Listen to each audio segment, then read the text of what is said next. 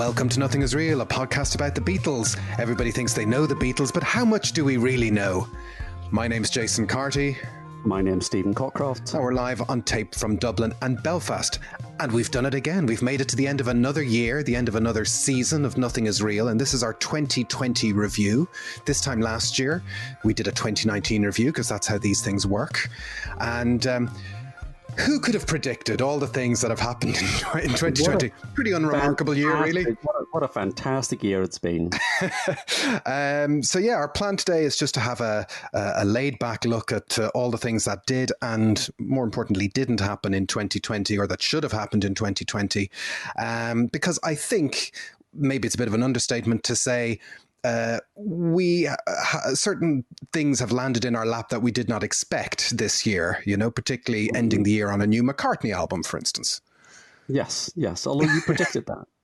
I did. I'm always predicting. We're never far away from a McCartney album. And if you say it often enough, it's fine. So. I'm going to expect one now every Christmas. Yeah. And if you're listening to us on the day we're putting this out, Happy Christmas. Why wouldn't you be listening to us on Christmas Day? And we're here on Christmas Day, doing this on Christmas Day again. You know. So Happy Christmas. Take the trouble to turn up. You know. Yeah, and if you're listening in the future, I don't know. I hope that virus hasn't mutated into some kind of... There'll be nobody listening in the future. There'll be nobody in the future. Some kind of ocean-bound monster has taken over the world. Yeah. 2020. Again, was it a good year to be a Beatles fan? It's always a good year to be a Beatles fan. It's always a good year. No? Yeah. Well, let's break this down into the Beatles and the solo careers. And actually, if you look at the Beatles themselves as the entity that is Apple Corps and all the rest, we got very, very, very little. Last year, we ended the episode saying, 2020 will get the Peter Jackson movie. And it's been very quiet. It was going to be a big year. You know, big 50th anniversary year, lots of hype, lots of multimedia coming down the pipeline, and it's still coming down the pipeline. It is still coming down the pipeline. And, you know, we'd gotten used to the whole 50th anniversary with Pepper in 2017 and the White Album in 2018 and Abbey Road in 2019. And it just seemed logical. But we were still a bit curious about what form it would take, that there'd be some kind of Let It Be thing, because we knew Peter Jackson's movie was coming. And, you know, we know a little bit more. It seems to be officially called The Beatles, Get Back, the... the punctuation, not the word. And just to be specific there. That was people could easily have mistaken that. That's right. I don't want to cause any confusion. And it was originally due out on the 4th of September, 2020. And back in March, on the 11th of March, it was announced that Disney had acquired the rights, which is an interesting thing. Don't you think? It's a worry. Why does it worry you? I don't. Well, you sort of associate Disney with very anodyne. Maybe I'm just old-fashioned. I'm thinking of Fantasia, you know. But you're thinking of those Paul and Linda Disney time shows in the 70s. Yes, it's just a little bit twee and a little bit saccharine, and you know, there's a lot of controversy or potential controversy around the whitewashing or rewriting of history here, and just Disney getting on board. You think, you know, there'll be no language. There'll be no close-up shots of John punching George in the face, and you know, all that stuff that we thought was going to come out. But I think, you know, Disney obviously in the last year have, you know, not reinvented themselves. It was a long time coming, but their whole streaming service, you would see that the Beatles, Get Back is going to be part of this streaming platform that you expect it to turn up somewhere on Disney Plus, because Disney Plus went live in the US at the end of 2019, and in Europe, literally it came on stream the same month as everything shut down. Well, yeah, I mean, it's interesting to think with the developments in the last couple of weeks about, the big movie companies saying, we're going to put this into the cinemas, but at the same time, we're going to launch our own streaming service. Yeah. So will we have to go to the cinema to see this, or will Disney follow that model and say, well, you can go to the cinema or you can stream it? You know? Yeah. Well, when Disney announced they got the rights back in March, I assumed, Disney Plus streaming is going to be part of how this is. And you look at the modern music business, and it's interesting. Billie Eilish has an exclusive documentary deal going on to the Apple Plus TV platform. Taylor Swift has put her latest documentary onto Disney. She put her last one onto Netflix. Who else has gone? Beyonce did a big musical thing on Disney this year. So it is musicians are doing this kind of specific placement on platforms. But you're right. I think it's HBO Max in the US is putting all its 2020 Warner's films out on streaming the day that they go into cinemas. And we're kind of in uncharted territory, really. Well, I mean, I think that this is the end of that model, presumably, which has been hastened by it's another thing that 2020 has given us, you know. But I think it doesn't. What's interesting is I think it would have been seen that television was kind of a lesser thing. If 20 years ago it was going straight to TV, people would have said, "Oh dear, it must be a bit naff." But now I think people are accepting that actually you can get cinema quality stuff launching on streaming at the same day, and people are getting entitled to it in some ways. Well, yes, that's true. I mean, if it goes straight to TV, it's no longer just a Vin Diesel movie. And you're saying there's something wrong with that? Well, we've Disney Plus in our house, and I have to admit it's been very popular and useful this year. And I can imagine that, assuming that it ends up there. And Disney Plus has, they've also put stuff out on a premium. So the Mulan movie got bumped from theaters and it went onto Disney Plus, and you had to pay extra to see it. Yeah. So I don't know whether they're going to go down that route. I doubt it.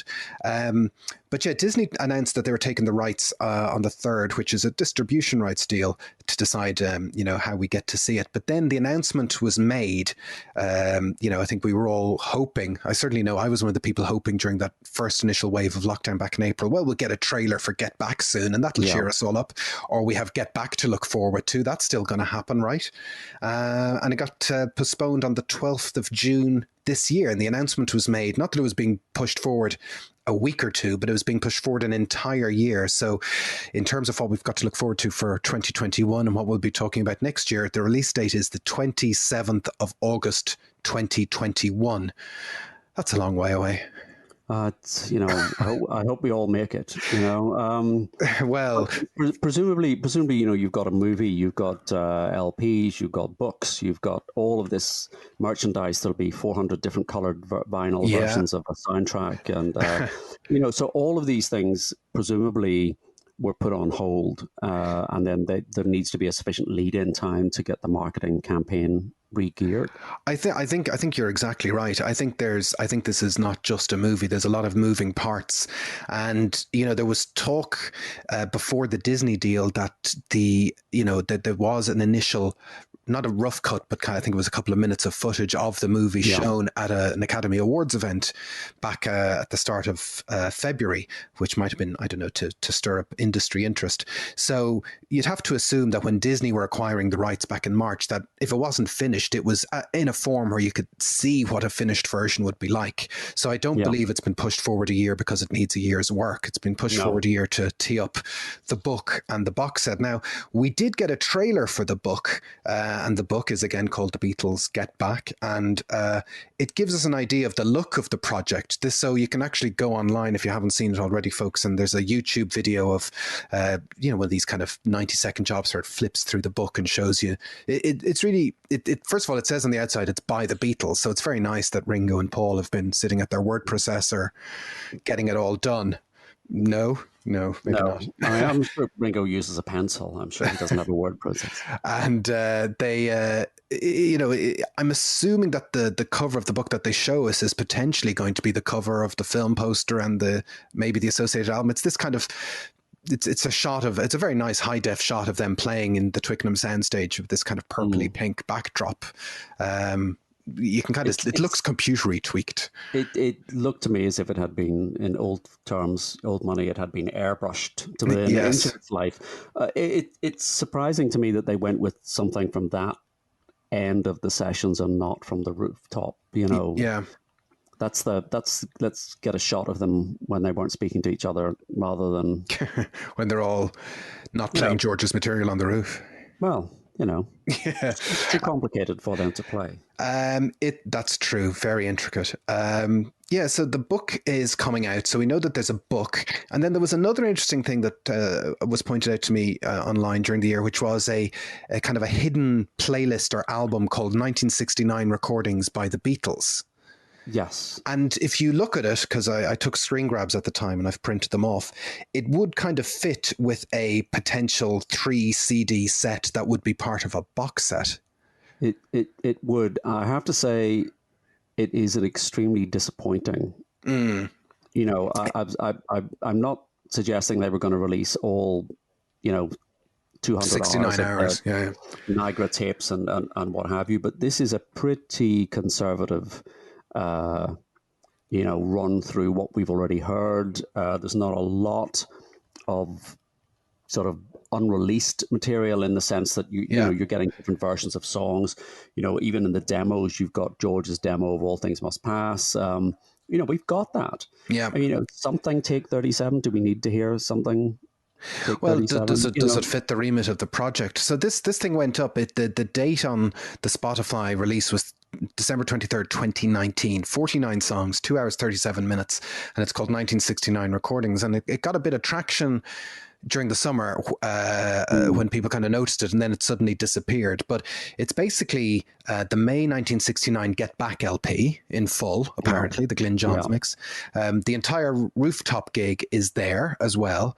And then in between the May 69 Get Back album and the Rooftop gig is just a bunch of rehearsals, roughly about 20 odd rehearsals and pieces from, that period in January 69. And then there's 3 tracks tracked on that would be post Roof performance tracks, The Long and Winding Road, All Things Must Pass, George's demo, which I'm assuming is a version of the Anthology 3 one, and Something Take 37. So it could just be one of these copyright releases just so that they keep the copyright, but it does have the form of their previous box sets of 3 CDs of bonus stuff, and then assuming there'd be maybe a CD of Let It Be in there or a Blu-ray of the movie or something. That's where that would be, I suppose. Well, you'd think any sort of multimedia box set is got to have the original movie. Yeah. Even if the new movie comes out as a separate Blu-ray, I could see that happening. But you think they've got to give you that. I think the whole of the Rooftop concert is sensible. Yeah. But, looking down here, how many versions of Dig a Pony do you actually need, or Get Back, or these are things that we've already heard. There's an integrity about the Rooftop performance, and for example, in the film, one of the most charming things is Octopus's Garden. Yeah, but that doesn't fit the narrative here because that belongs to Abbey Road. Yeah, and I'm scanning it here. I don't see it on the list here anywhere now. No. Yeah, so listen, we'll see. I still think that with Disney involved, the new movie won't be part of the musical box set, but we've been told that the old Let It Be movie is being restored as well. So that my theory is that they don't want that on its own. It'll just be in the box and you'll have to buy it as part of the whole set. The most interesting thing is, are they going to get Paul and Ringo to sit down and do a commentary on the old movie? I'm remembering Ringo's fantastic commentaries on the OnePlus box set, the DVD commentaries where he's pointing at a screen and Strawberry Fields Forever is on and he's like, hey, look at them, there they are, they're great. There's a tree. Yeah, it's if you haven't seen that, that's an extra. So that was supposed to be the big Beatles thing, and we didn't really get it, obviously. Any other Beatles stuff? Not really. We got a 4K reissue of A Hard Day's Night, and I was in a shop in the run-up to Christmas, and I noticed that the official 2021 Beatles calendar is Let It Be themed, so that's something. Okay, so they're pulling the threads together. Maybe they are, but I don't know if it's that well thought out. But yeah, no other particular specific release this year, which is a bit of a drought compared to what we've gotten in the last couple of years. However, the disappointment in the first half of the year, from a Beatles point of view, was certainly offset by a wealth of stuff that has happened. It seems to be more of it happening as we get closer to the end of 2020. They must have heard we're doing this review episode on Christmas Day and wanted to tell us. I was thinking that. Thinking that it's sort of you're right. It's gathering pace. It's like, have we told Stephen and Jason about it?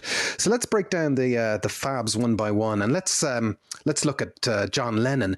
And at the start of the year, there was the Plastic Ono Band book was announced, and that has come out, and it led to this assumption that we were getting a Plastic Ono Band box set. Now, we talked about this on our Plastic Ono Band edition a little bit, but we didn't get a Plastic Ono Band box. But we know two things. One is that one is coming.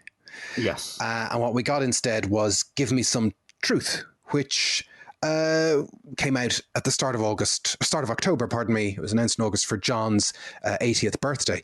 Yeah. What do you think of Give Me Some Truth? Well, I wasn't expecting it.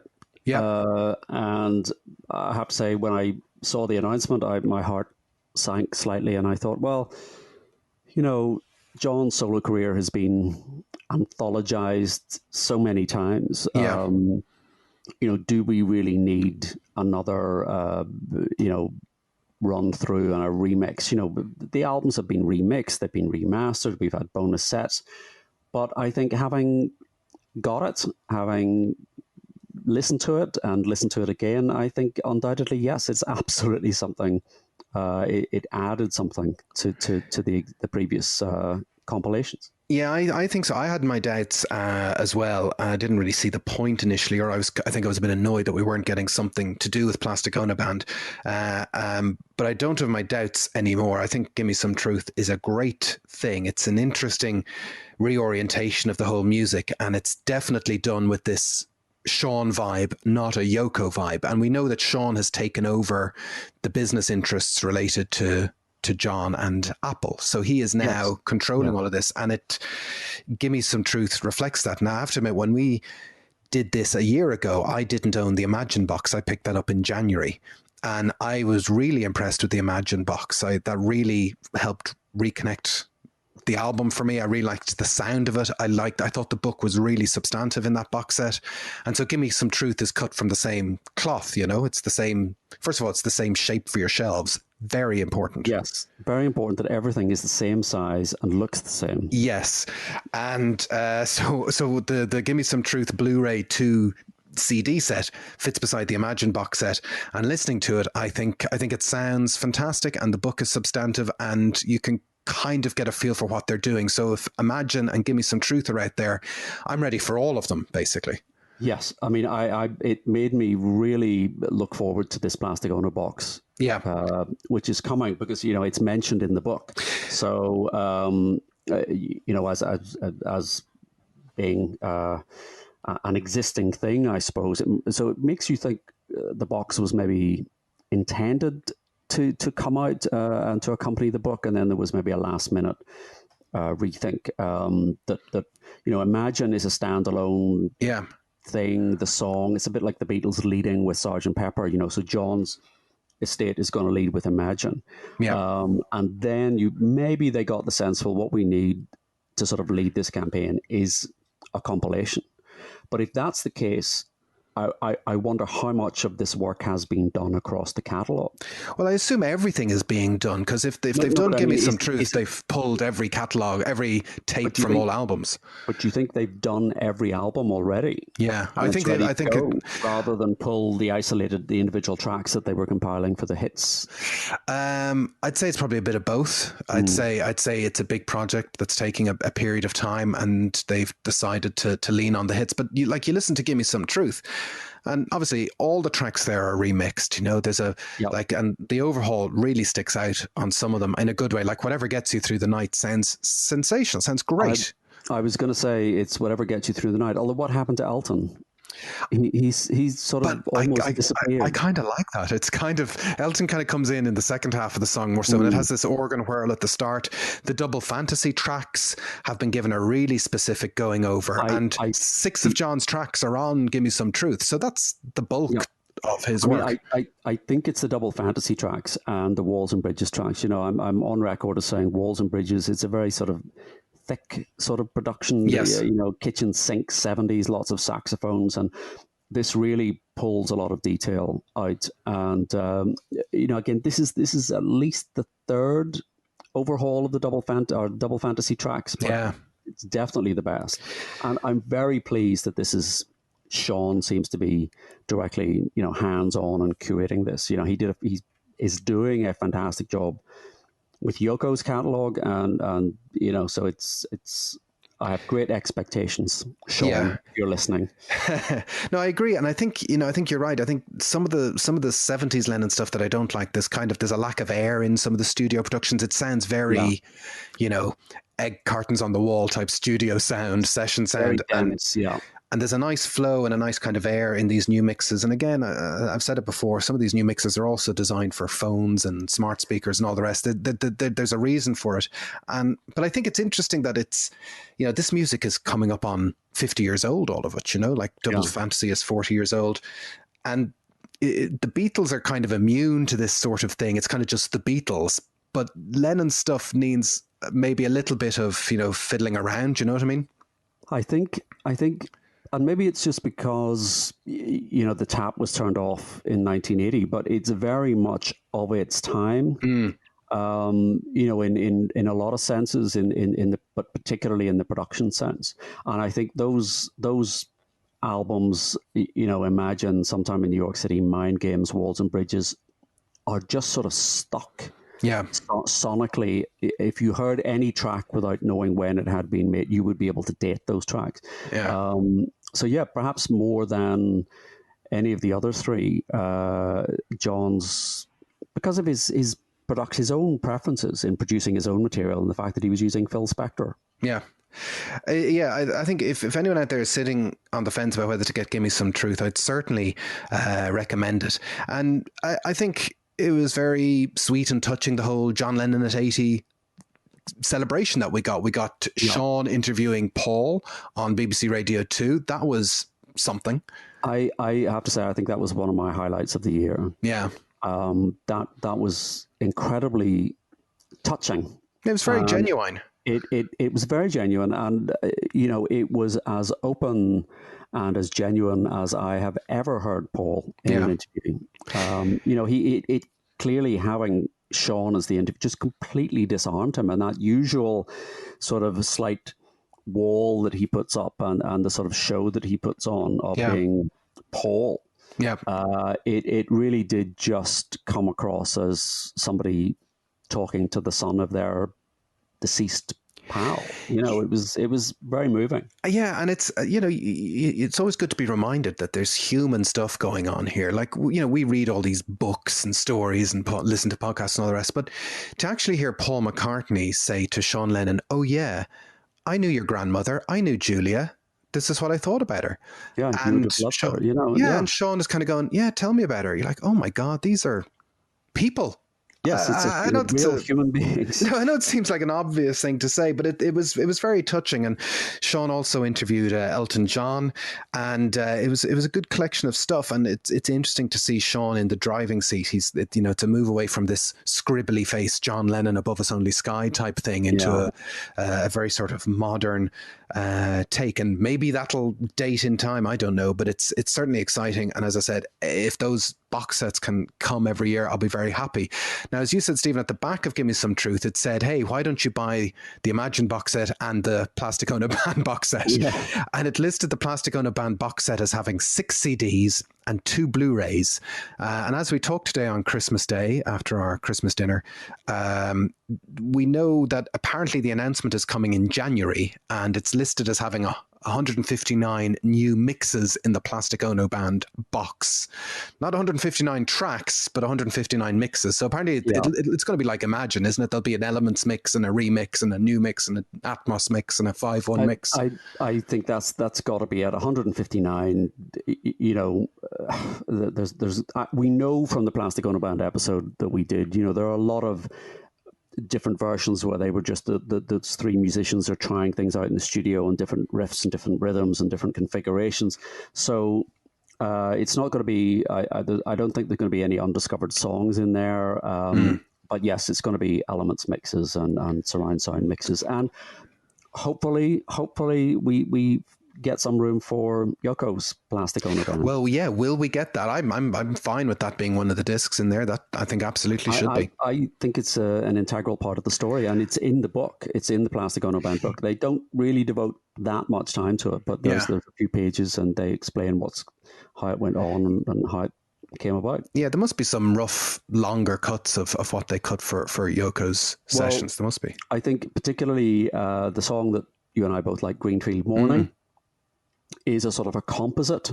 So you would have basic takes of that, and then they took that into the sort of the cutting room and added things and layered things and sound effects. And so the basic takes, I think, will be there.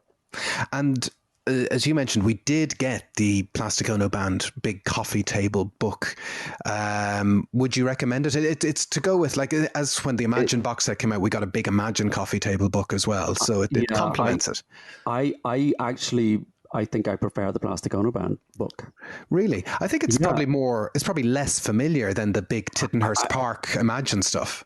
I think that's it. I mean, I think, we're also familiar with the white piano and the white shutters and the lake and the rowing across the lake and this and that. this is, and there's photographs in here that I've never seen, and, with them very short hair. And so the photographs sort of date all the way across 1970. I thought the book was fantastic. The only sort of disappointing thing is it says, there are interviews with Ringo, there's interviews with Klaus Voormann.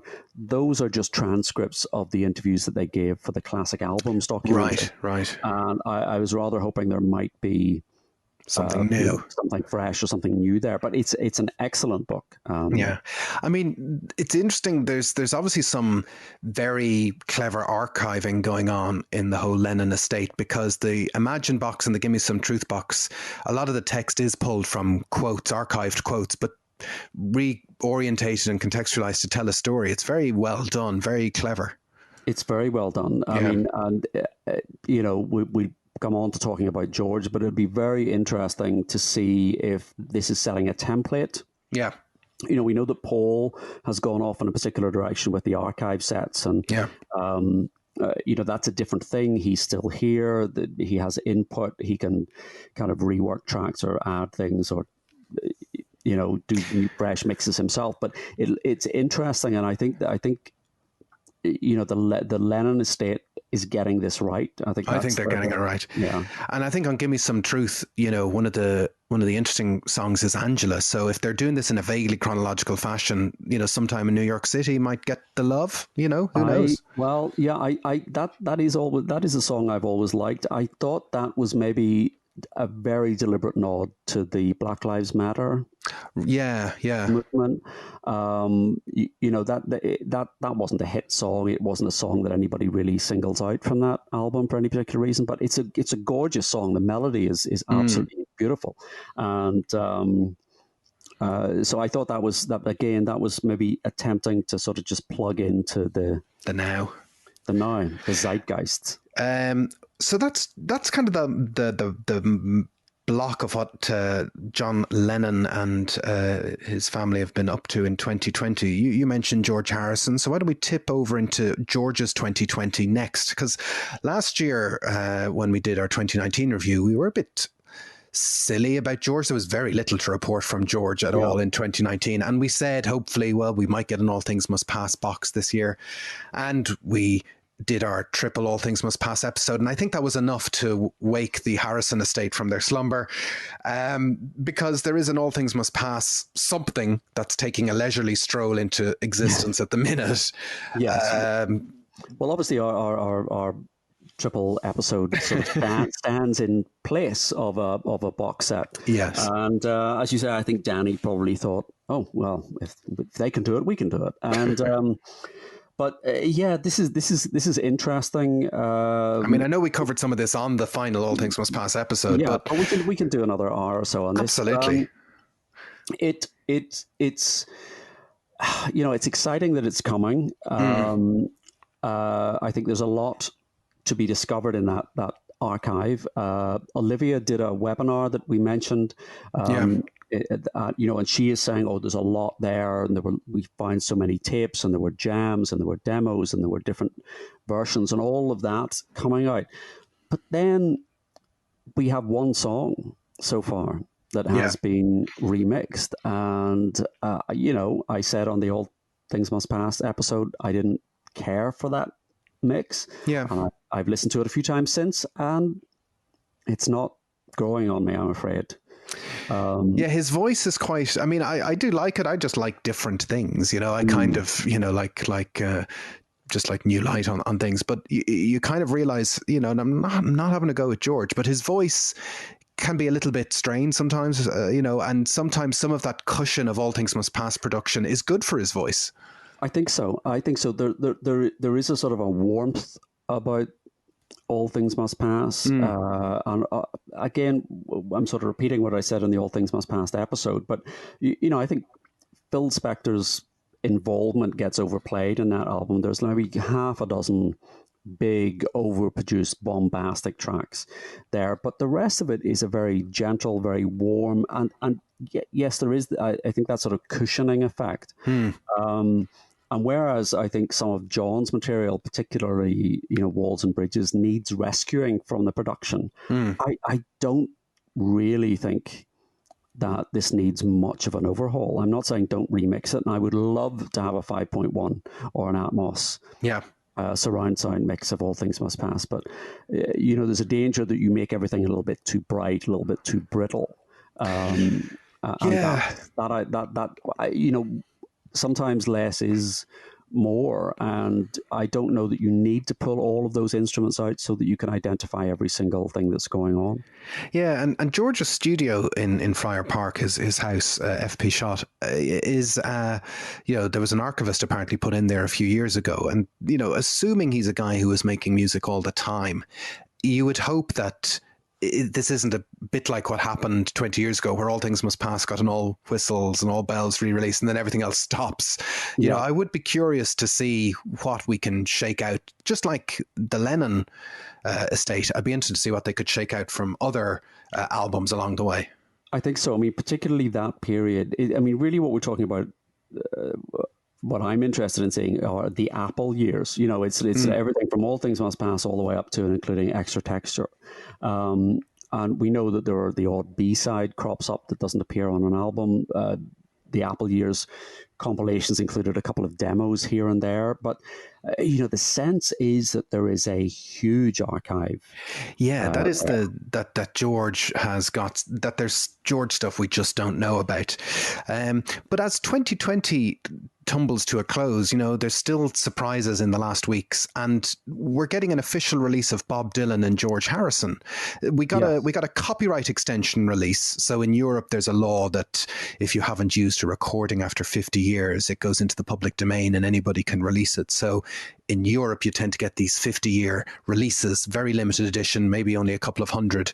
And Bob Dylan has been doing these for the past few years in order to own the copyright, to say, well, I'm still using this, and you can't release it without my say-so. So a few weeks ago, this Bob Dylan 1973 CD thing came out, and it had the George Harrison demo session that we'd talked about before. From May 70, Yeah, and but now it's been announced subsequently it's getting a full formal release in February 2021, which is odd. So I think this is a departure for Dylan. So as far as I'm aware, none of these sort of copyright extension releases have ever had a commercial release. Yeah. If you're one of those lucky people to manage to nab one on the day of release, and then one of the unfortunate people that paid £1,000 for it on eBay, you'd be disappointed. You would have been expecting nothing, no follow-up. And maybe I'm just overthinking this, but it did occur to me perhaps this is something to do with the fact that Dylan has recently sold his publishing. Yeah. Is this a kind of, okay, we're just going to now exploit everything, so we'll just put it out there. I'm a big fan of the Dylan bootleg series. Yeah. And, a lot of those came in those 10-inch boxes, and he had set a template for himself, which was excellent. But the last one, which was the John Wesley Harding era. Oh, yeah. Was really quite... The traveling through one, wasn't that it? Yeah, it was really quite cheap. So it was a kind of the card that the sleeve was made out of was clearly not of a good quality, and the whole thing just seemed a little as if they downgraded the production values. But that was stuff that was hitting the 50-year margin as well. I think it looked like a copyright release in disguise. As a bootleg series. And I just wonder, I'm interested to see what this, of course I shall be buying it, but I'm interested to see what it's like in terms of the production values that are brought to it. It's been announced that it's a 3 CD in a trifold sleeve. It's not being labelled a bootleg series. No. It's not going to go onto any streaming platform. It might still be a limited release, so it might come off the catalogue after a few months, but it is coming out to be bought in all your standard places.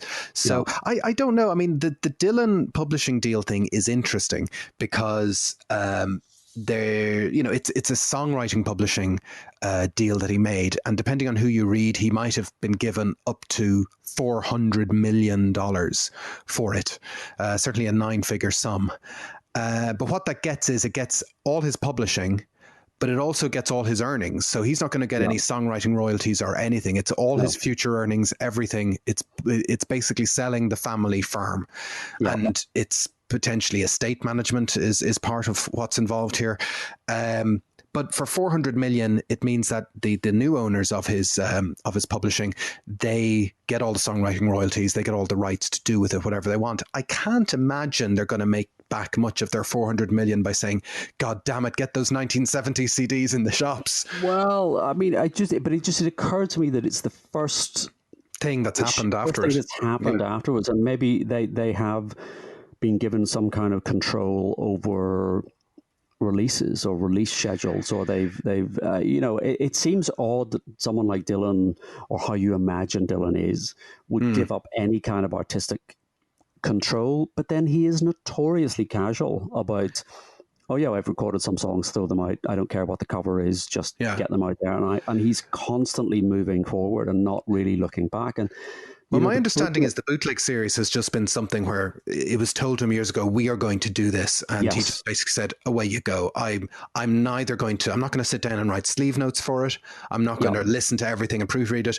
You just put it out. So I don't mean to say he doesn't care, but I think he cares about other stuff is how I would phrase it. I think that's exactly it. And I just think, well, is it just a coincidence that now the money men have control of the publishing and the income? Bob's got 400 million, presumably. The idea, you don't like to think of a world that doesn't have Bob Dylan in it, but that day will come. And rather than what has happened with Lennon, for example, Dylan is not passing control of this legacy on to his family. Yeah. But presumably he's either going to spend all that money before he dies, or he's going to, there's a legacy, a cash legacy that he can pass on. Yeah. Because maybe he just figures, well, it's more trouble than it's worth.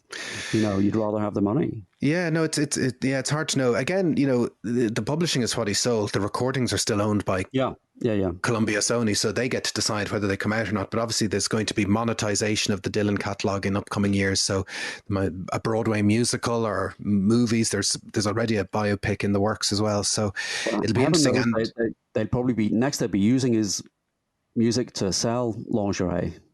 Well, it's that happened already, but as you know, but it's been sold as one of the things of 2020 is that many musicians are selling off their publishing rights. So Debbie Harry and Chris Stein sold off theirs. I think Dolly Parton has spoken; she might sell off hers as well, because this is a guaranteed money earner, particularly for people who are in their 70s, and it kind of sets up their, as I said, their estate. Have we had any offers? Have you checked for the Nothing Is Real catalogue? No. Yes. Nothing yet. Shocking, isn't it? Nothing at all. But you have to stop and think, well, actually, why couldn't the Harrison estate sell up to one of these people? Why couldn't the Lennon estate? Like, it's not impossible to imagine that these guys have very deep pockets at the minute, and they are paying significant sums. Yeah. There's a couple of main players. There's a group called Hypnosis, who are nothing to do with the Pink Floyd album people, and then there's the well-known publishing houses as well, who are kind of hoovering up these songs. Is somebody out there trying to write a check that Sean and Yoko might accept, or that the Harrison? I would hope not. I kind of like their independence. I think there would be something. I mean, it's odd to say that the Dylan thing was a little bit of a surprise, but when you think about it, you think, well, he he's done commercials before. He's commercialized. He's not precious about his legacy. I think it would be very startling if Lennon or Harrison, the estates, were to do that, because somehow that would be against what the ethos that Lennon had or that Harrison had. It is a legacy issue. So, there are some things that Dylan can still control because he hasn't sold his likeness, but the music can go. I mean, it's basically a position that the Beatles songs are in now, where "Come Together" can be used in an advert or something. Now, Lennon and McCartney still get money when it's used in an advert, but they've lost the publishing control side of it. I don't know. Interesting times, and we don't really have an answer, but it's interesting to speculate. I wonder, would anyone like to buy the estate of Ringo Starr? Well, how much is in the Nothing Is Real current account? In the I'll check the petty cash. For 2020, Ringo turned 80, the first Beatle to turn 80 in 2020. And, like many 80-year-olds, he realized the good sense in isolating for 2020, and he's been quite vocal on his social media about wearing his mask and staying safe and all the rest. And he had this very charming 80th birthday special. So his birthday in July, he wants it all to be people to stand and say peace and love and hold up the peace sign. But he did this very nice kind of streaming. It wasn't live, it was a pre-recorded thing, but he put it up on YouTube. Did you watch that? I did. It was great. Yeah, it was cute. Was great. It was very Ringo. It was lovely. Yeah. I'm here in my house. Here's Joe Walsh. Hi, Ringo. And then people had sent in little home videos of Hi, Ringo, and Elvis Costello popped up, which was a surprise to me. And the big thing we were all waiting for was Paul McCartney was trailed as being on this thing. And they showed us a fantastically clip of 2019 Paul and Ringo hanging out in LA. So it wasn't new, but, it was still nice. You think Paul could have, recorded something on his iPhone. But back in July, he was probably getting in the last overdubs on, Long-Tailed Winter Bird. It's like, Ringo, I'm not answering the phone. He was tied up. Lavatory Lil. He was just like, what rhymes with Lil? That's what he was, that was playing on his mind. But again, the incredible last-minute nature of 2020, as if Paul didn't have enough competition on the week that McCartney III comes out, Ringo puts out a surprise single. He does a Taylor Swift. He drops Here's to the Nights. Yeah. I thought when somebody I read that, and I thought, I was really hoping it was going to be KNIGHTS, and it was going to be a little song about, about Sir Ringo Starr and Sir Paul McCartney, but... That's a good idea. He missed a trick. He did miss a trick. Well, do you remember it was like early 1970 was originally called When Four Nights Come to Town? It could have been a nice kind of circular... Again, you need to be an advisor. This is why they need to be in touch with us about these things. But what they've announced is this song, Here's to the Nights, which is written by Diane Warren, who's one of these fantastically accomplished and successful songwriters who you don't know generally. Did she write songs for Starship? Or am I I think she did write Nothing's Gonna Stop Us Now and that kind of genre. She wrote some of those Heart songs in the late 80s. Yes, that's what I'm thinking of, yeah. And this song, Here's Tonight, is kind of a big sort of sing-along, let's look after each other. It's got a Christmassy vibe to it. It does have a kind of Christmassy thing. I thought you were going to read out the list of everybody who was on it, and I was going to suggest it might be shorter to read out the list of people who aren't on this. I'll read out the important people, which is Sheryl Crow, Joe Walsh, the brother-in-law, and Paul McCartney. Yeah. And there's a video, and Paul is singing with Ringo. Paul is in Hog Hill Mill Farm Studios, and Ringo's in his studios. It's a split screen, but you can hear Paul. It's not like last year's Grow Old With Me, where Paul was buried deep in the mix. Paul is front and center appearing in the video, and you just have to go, here we go, 2020. We should be happy that these two guys are just doing their thing. I think so. It's a very charming video. Yes. It's a very charming video. The song is a little bit OTT, but it's very charming. Yeah, it's got that kind of Ringo auto-tune thing going on that Modern Ringo has, but I don't care. it has got a kind of Nothing's Going to Stop Us Now sort of thing about it. Yes. And it's actually the lead single of, not an album, but an EP called Zoom In. Yes, so presumably this is going to be, songs recorded in this fashion, do you think? Well, I think it's three. He says that he's not going to do another album, but he's got a home studio and he's going to put out songs and EPs and he's just going to tinker around. So I've got a studio and I know how to use it. Well, this is his McCartney III, and don't forget we've already had Ringo the Fourth, so Paul has got some catching up to do. I think if it's called Zoom In, presumably it's going to be songs recorded in this fashion. Yeah, on Zoom.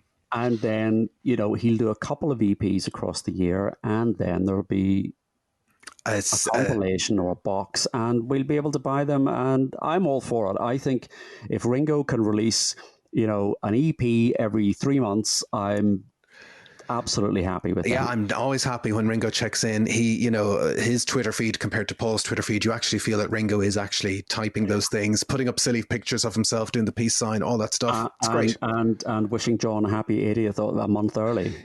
Yes, that was very funny. And then he just comes online and goes, "Oh yeah, well, I just love the guy. I think about him anyway. It doesn't matter." Yeah, it was great. It was great. The other thing I really like is I love Ringo's hair. Yes, he's kind of ditched the comb forward Emperor hair, and it's just this kind of wild and crazy dark hair. Yeah, how's it so dark? Who knows? But listen, this thing Zoom In is apparently getting a physical release that you can buy on his website. There'll be a vinyl version in 2 or 3 months' time at the start of 2021. And he's in his 80s, and as soon as all this lifts, I've no doubt that he'll be doing another All-Star tour. There's an All-Star Band book coming out. I saw that. 30 years of the All-Star Band, so he's celebrating those guys. I'm hoping there is a version that isn't the signed copy, because the signed copy is 495 sterling. Eek. Is there enough in the petty cash? No, not after I've bought the back catalogue. Oh, no. I seem to have just bought the rights to the... what's that album with Joss Stone on it? Who's Your Daddy? That song. Your Daddy? Is that Why Not? Yeah, it's Why Not. It's Why Not. Oh, yeah. Go listen to Ringo Starr and Joss Stone, Who's Your Daddy? No, don't. Yeah, but we have to resolve that if Ringo comes with the All-Star Band, that's going to be our road trip for 2021, is to go and see Ringo and get our way backstage and interview Joe Walsh. I think that's it. If Ringo comes, I would love to interview Joe Walsh. If yes, without getting all political, if we can, well, I'll be able to get to Europe next year. But if Ringo comes by, we can. I have my Irish passport and I'm good to go. Oh, good. Just checking. That was a test. We can stand in the same queue, the same fast-moving EU queue. I hadn't thought about that. Whether we can do Dublin and Belfast after the 1st of January. Oh, I don't know. It's making me sad. Anyway. That's Ringo. Yeah, Ringo's 2020. He's keeping safe, but he's also keeping in touch. That brings us to Beatle number 4. Who haven't we spoken about yet? Paul McCartney. Pete Best. Oh, Paul McCartney. Paul McCartney. Jeff Lynne. We can mention Pete Best because Pete Best was supposed to be doing a speaking engagement. That's right. He was due in March time, wasn't it? He was one of the first things to get locked down. Yeah, we had tickets for that. But that's there's no word of that being rescheduled, and I think I'm not sure that that's going to happen. Yeah, it's hard to know. I mean, I think I'm hopeful personally that the second half of 2021 is when we get back to doing things, but I think the first half of 2021 is still no man's land, So on to Beatle number 5. On to Beatle number 5, Stuart Sutcliffe. Paul McCartney. Now, listen, you might have heard, folks, that Paul has an album out called McCartney III. It was made in Rockdown. Did you hear? Completely blindsided me. Why was this not mentioned? Yeah, and why was there no publicity? I'm only learning about this now on Christmas Day. And well, I do look. Obviously, McCartney III has already been spoken about on everybody's favorite Beatles podcast, as well as our own podcast. Haha! But the interesting thing is that what we perhaps didn't talk about on our McCartney III podcast was whether it gets to number 1, and obviously it's still the afternoon of the 25th as we talk. The charts aren't due out for another hour or two. We don't know whether Paul has made it to number 1 or not. Fingers crossed. But the spanner in the works was Taylor Swift. Now, we didn't talk about this in our McCartney III episode, but Taylor Swift on the 10th of December announced a surprise album for the 11th of December. And the It is interesting to put Taylor Swift and Paul McCartney side by side because they are both master manipulators of publicity. The two of them appeared together for a joint interview on the cover of Rolling Stone this year because they are both publicity machines. And the reason why Taylor Swift's surprise album is a surprise is because she put out a surprise album 4 months ago. Who releases 2 albums of high quality within 4 months of each other? Beatles, really, but Beatles, really, but nobody was expecting a second surprise album. And the thing I was wondering was, we were told that McCartney got bumped from the 11th, McCartney III got bumped from the 11th to the 18th because of vinyl issues, but was it Taylor Swift issues? Were they talking to each other? We do seem to know that they were in communication about this. Well, what seems to have happened is that she agreed to move her album. Yes, for Paul, but then Paul, his album was delayed, and they seem to have been speaking to each other about coordinating this, and she was moving her date to facilitate him, and then his album ran into production problems, and you sort of imagine, are they on the phone personally? Well, I'd say they do have. I'd say there is a bit of a direct line going on there. Taylor Swift is the real deal. She's great. They had a massive row, and Taylor sent somebody around to throw a brick through his window. Well, we have to laugh at the irony of a Get Back project being bumped forward into the next year so that Paul can put out a solo album. Well, history repeating itself. That's repeating itself. And then all of this stuff with Taylor Swift is just like Sentimental Journey and McCartney. And that makes Taylor Swift Ringo Starr. Except Sentimental Journey didn't get to number 1. I mean, here's the reality of it. She announces this album on the Thursday, the 10th of December. It comes out on streaming platforms on Friday, the 11th of December. And on the chart of Friday, the 18th of December, certainly in the UK, it's gone straight in to number 1 on streaming alone, which is not looking good for 1 or 2 hours' time when the figures come in on the tally for McCartney III, whether he can topple that. You think this is going to cut across their friendship? I think it could. I mean, I'm calling it. I think it'll be Swift number 1, McCartney number 2, She didn't have to put that album out. But she did, because she's into numerology. You don't know the whole Swiftian logic. When she was 13, she made a promise to herself that when she turned 31, because 13's her lucky number, 31 is also a lucky number. She turned 31. She wanted the album out on her 31st birthday, which is this week in December. So she's turned 31, and that's why she wanted the album out. It's been her lifelong dream, Stephen. Anyway, that makes sense. One of us is a Taylor Swift fan, folks. Can you guess who? You're down with the kids. I'm down with the kids. I've seen it live and everything. It's a bit like, was it when I lost all track of time? When did Who put an album out? Was that last year? That was last year, and it was exactly the same time, the week before Christmas. I think it was the 10th of December or something. And Pete Townsend, they were desperate to get to number 1, and they got to number 2. And who got to number 1? Rod Stewart, which is really funny. Like, if anyone, because I kind of like it when Pete Townsend gets annoyed. I like him. I like him kind of, Okay, I'm going to cancel the Pete Townsend interview then. Oh no. Well, he's let's not go down the Pete Townsend route. But yeah, Taylor Swift, Paul McCartney has been an interesting thing in the last week or two in terms of McCartney III. So, you can go and listen to our McCartney III special episode. I have to admit, having listened to McCartney III a little bit more and having listened to it on official vinyl, I'm sold on it, even deep down and all the rest. It's a proper little record, and the vinyl sounds super. I got a regular plain black vinyl, happy out.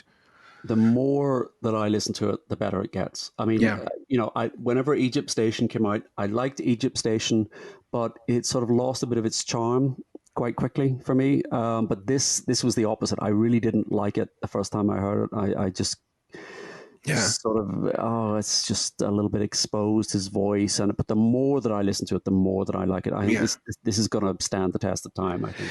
And aside from Taylor Swift, it is awesome, again, we've said it before, to see the McCartney publicity machine kick in. He's been on Jimmy Fallon. He's been on, he's done an interview with Chris Rock on YouTube. He's been on the Adam Buxton podcast, which is a fantastic interview. Have you listened to that yet? I have, yeah. It was great. I mean, he's been everywhere. Well, there's one place he hasn't been, but I know. maybe McCartney 4. Maybe from McCartney 4 we can. But yeah, I mean, it is. That's the one thing I aspect of McCartney 3 that I just sort of thought there's a little bit. He's trying a little bit too hard. I know. Yeah, I know, and I know you said that already. And my feeling is, in 10 years' time, the publicity fades away and the album is left behind. And that's that's what matters. I do think this is an album that's going to stand the test of time. I think this is going to be an album that's going to be regarded as one of the top 2 or 3 things he's ever done. Yeah, and so this was made in Rockdown Lockdown, so it's I think it's the alter ego to the upset about the Get Back movie getting bumped, was that we got this Paul McCartney album, but that wasn't it for Paul in 2020. Linda's photographic exhibition eventually got an opening in Liverpool when some of the sanctions and lockdowns were lifted during the summertime. We had his COVID Lady Madonna performance back in April, which we mentioned in the McCartney 3. Moving swiftly on, his tour was cancelled, unfortunately. But we also got, everybody loves a 23rd anniversary. I think it's a really important anniversary. That's key. And so the 23rd anniversary was that we got the Flaming Pie archive collection box. So we did get an archive collection. We wondered last year what it would be. The London Town Back to the Egg archive collection gets put on the back burner that we're still waiting for. Damn it. But we got Flaming Pie, which I think is a very good archive collection. It was good. It's good. It's solid box set. I mean, it didn't. It wasn't. It's perhaps not as full of sort of revelations as some of the other archive box sets, but it's a very nice thing. I think Flaming Pie is an album that I'm kind of blow hot and cold about. I think it's a good album, but I think it could have been an absolutely great album. Yeah, I agree. And we could probably do a whole podcast on Flaming Pie. So let's, but not now. But I agree. I think Flaming Pie is one of those albums that suffers from CD bloat, which is something I go on about a lot. I think albums should be 11 tracks, 40 minutes, 45 minutes, like McCartney 3. And, this kind of thing in the 90s where you had 57-minute albums with 15 or 16 tracks, Flaming Pie has 11 killer tracks and 3 tracks that kind of pull it down, I think. Yeah. And so you could have had a great 12-track album with 1 or 2 little bits of tweaking. But I still think it's great. It's a great album, but it's almost, I mean, I don't want to say it's a concept album, but it's an album about memory and loss. Yeah. And then in the middle of it, you get these kind of chugging Steve Miller jams and things like that. But this is you think where he was at the time personally, Linda's illness, and he was coming off the back of Anthology. And I just think a little bit of tweaking of that album, and it could genuinely have been regarded up there with Band on the Run. Yeah, I think there's a certain little something missing from Flaming Pie. Maybe it's a bit of Costello or something. There's just a tiny bit of something that would have pushed over the edge. But I still enjoyed the box set. There was lots of stuff. I mean, the box sets, the archive collection box sets, and this would have been 10 years, by the way. It's 10 years this year since the first archive collection, which is crazy. Sometimes they deliver, alternate tracks. Sometimes they deliver alternate realities, like the Red Rose Speedway alternate reality. Sometimes it's live stuff. Here, there isn't really a whole batch of extra tracks that you get. So we got different studio versions and songwriting demos, which we hadn't really had a lot of before, and which I quite liked.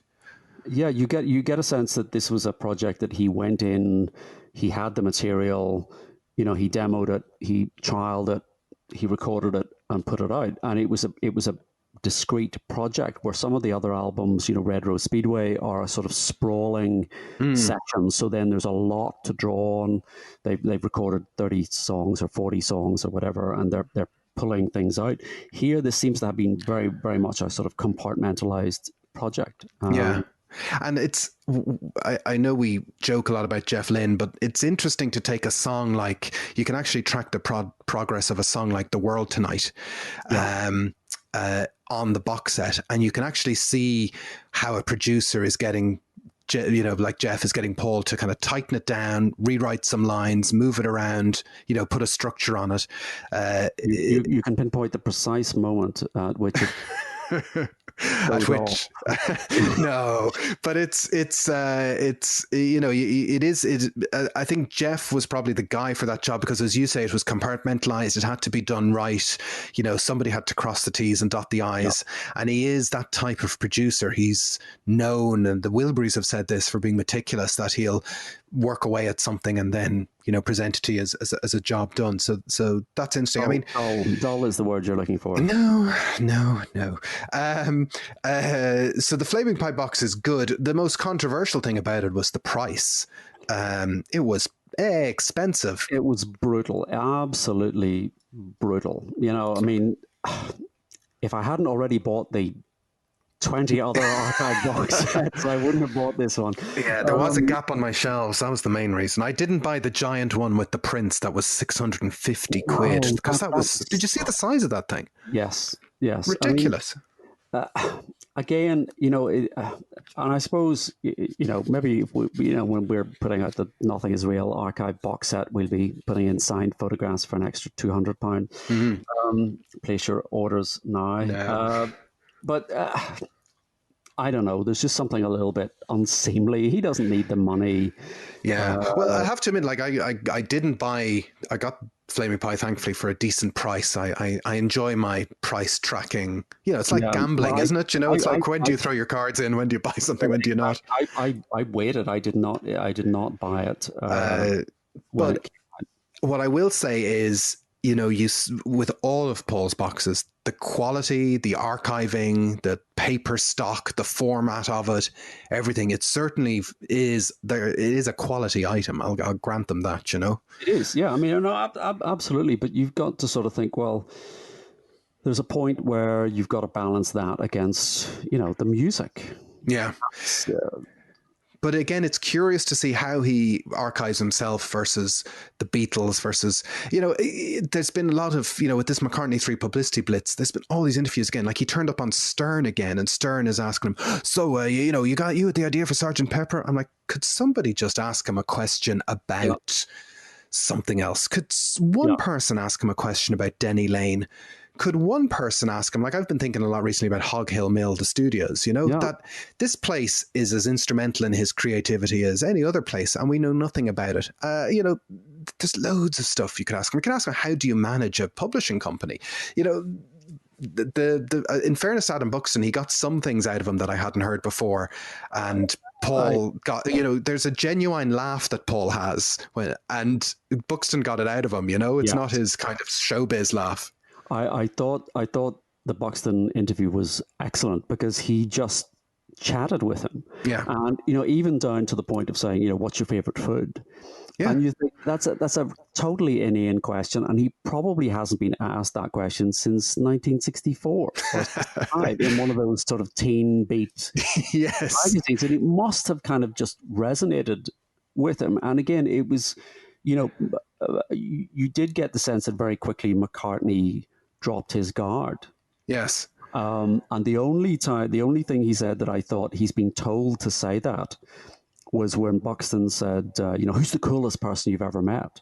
And he sort of rattled off a few people, and then he went, and David Bowie, he was cool, because I thought somebody has told him that Buxton, he likes Bowie, is a Bowie fan, so make sure you mention David Bowie. But it was a very good interview. It was a masterclass. I hope we were both taking notes of how Buxton did that. For when I know Buxton can be a bit of a Marmite figure, Marmite and hummus, but I'm a big fan of Adam Buxton and his ramble chats, and I think he's very disarming and funny. So well done, Buckules, and all the podcats. That's what he calls his crew, for all of that stuff. Should we do that? Should we do that? We should. How you doing, podcats? And we'll do a new funny theme tune. I'll let you know what feedback we get for that. That's our kind of our rundown on the main headlines of Paul. In kind of generic stuff, books wise, I think in our books episode we talked about 1, 2, 3, 4, which is one of the bigger Beatle books of this year, which I still think is a good read. It's 100 chapters about the Beatles. I think 90 chapters are great, and 10 chapters are kind of annoying when he gets into the solipsistic stuff all about himself. You've read a couple of other books, because you're the king of the books, Stephen. I've read one or two other books. Anyone else that you'd highlight for Under the Tree? Although it's too late, because it's Christmas Day, obviously. But you get it in the sale. There's George Harrison on George Harrison. What's not to love about that? All right, when did he write that? Which is, it's a compilation of interviews that he gave across his career, from the early days right up to sort of 2000. That's absolutely fascinating. We talked a little bit on the All Things Must Pass episode about Barry Feinstein, the photographer. Oh, yeah. He died a number of years ago, but there is a book of his photographs called Be Here Now, which is a nice coffee table book of Friar Park and the concert for Bangladesh, and not a lot of text in it, but the photographs are quite spectacular. And a book I've just finished reading is, with the Beatle connection, is Peter Frampton's Autobiography. And you'd recommend that? I would recommend that book. I have to say, I was not back in the day a huge Peter Frampton fan. I was kind of a little bit too young to be a Frampton fan when he was sort of in his peak with Frampton Comes Alive. But I saw him playing as part of Ringo's band, and he has some fascinating stories about the All Things Must Pass sessions and playing in the All-Star Band. And I would recommend that book. And obviously, sadly, there have been some people in the Beatle universe who we need to, remember this year who've passed away. Probably one of the most influential is Astrid, Astrid Kircher, who died in May of this year, who is so influential in how we picture and see the Beatles, and a huge contribution to how we know them and how we see them. That pre-fame era, really. I think she is overlooked in the sense that one of the key visual images is that cover of Meet the Beatles, the With the Beatles photograph, and that's essentially her design. That sort of half shadow was used, and she's absolutely crucial in styling the band. She and Sutcliffe, absolutely. Central to that, and there was quite a sort of muted response from the Beatle camp. I thought, there wasn't a lot of sort of tributes being paid. I'm not sure that Paul said anything. I think Paul did put poor Paul. You go to his website and there's a litany of obituaries where he's like, oh, this person was lovely, I met them, that person. He did do one of those for Astrid, and I remember Ringo said something on Twitter as well. So she did get some recognition, but you're right, it wasn't a effusive type of thing. I suppose maybe just it was for the year that's in it. It wasn't. It was back in May, which was a strange time. Still a strange time, really. And somebody else who's passed away in August of this year, and for whom the McCartney III album is dedicated to, is Eddie Klein, who we mentioned in our All Things Must Pass episode as being involved in It's Johnny's Birthday. But he was also a very formative influence with Paul, particularly on the McCartney II album, but he was in McCartney's camp for a long time. I think he was a key player in sort of McCartney's studio team for a long time. He moved from being a sort of a technician with Apple Studios, so he worked on Imagine and All Things Must Pass, but he very much then moved into McCartney's orbit. Yes. So 2020, any other business, I suppose, Stephen? I suppose generically, last year I asked you this question. This year I'll ask you again. Any favourite albums, like non-Beatles stuff? You obviously listen to some non-Beatles from time to time. Can I think of anything? Yeah, I can. I think the obvious answer to, favourite album of the year, apart from McCartney III, is Dylan's album. Rough and Ready Ways. Rough and Ready Ways, because it just came completely unexpectedly, trailed by Murder Most Foul, and that just seemed again, the timing of that was so odd, and there were a lot of speculation. Is this a one-off thing? When was this recorded? Is there going to be an album? And then suddenly another song, and then the album hits, and it's a fantastic album. And got to number one in the UK. Very, very little publicity surrounding that.